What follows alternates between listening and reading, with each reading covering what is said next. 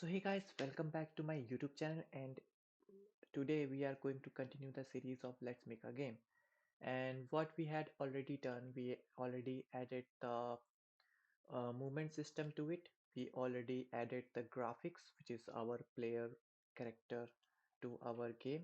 And now you can see we can move with WASD, and you can see we can also the player is looking towards the mouse position.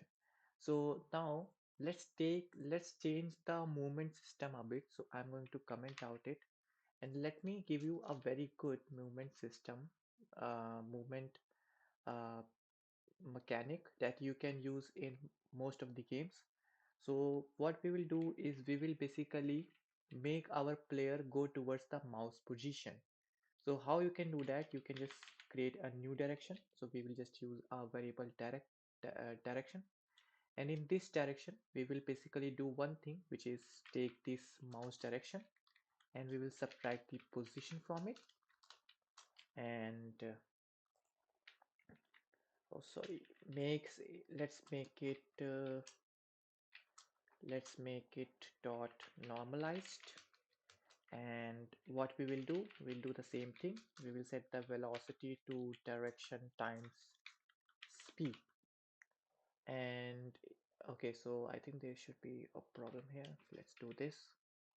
And now if I run the game, you can see it will basically move towards the mouse position every time, and I am not clicking on any key or something. So you can also do that. I like this mechanic more for a snake game than WASD. So you can choose any of these movement mechanics that you want, and that's why I told you both mechanics, so you can just do it.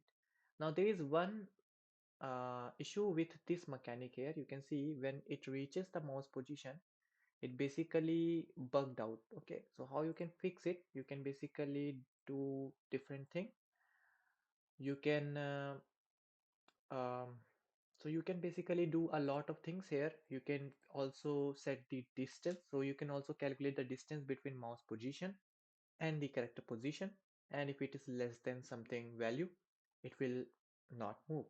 And if it if it reaches some distance, it will just change its position. So how you can do that? You can just go on if, and you can set if let's set this if position dot distance to direction is less than 10.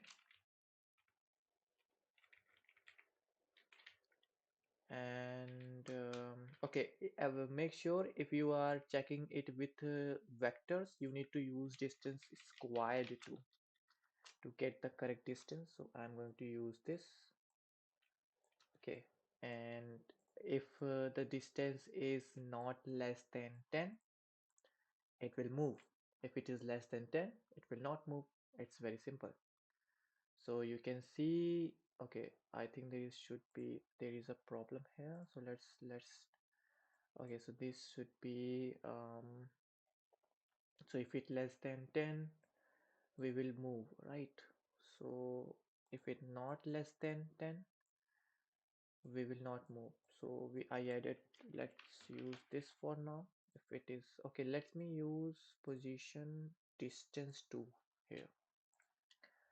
Let's see. I think this will work. It should stop at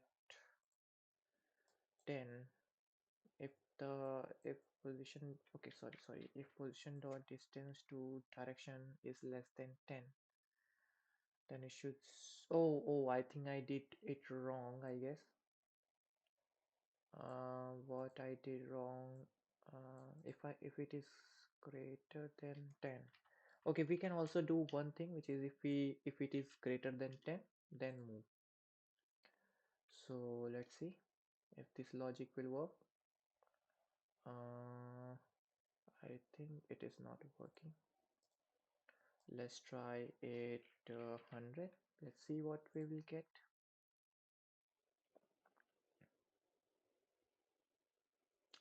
Okay,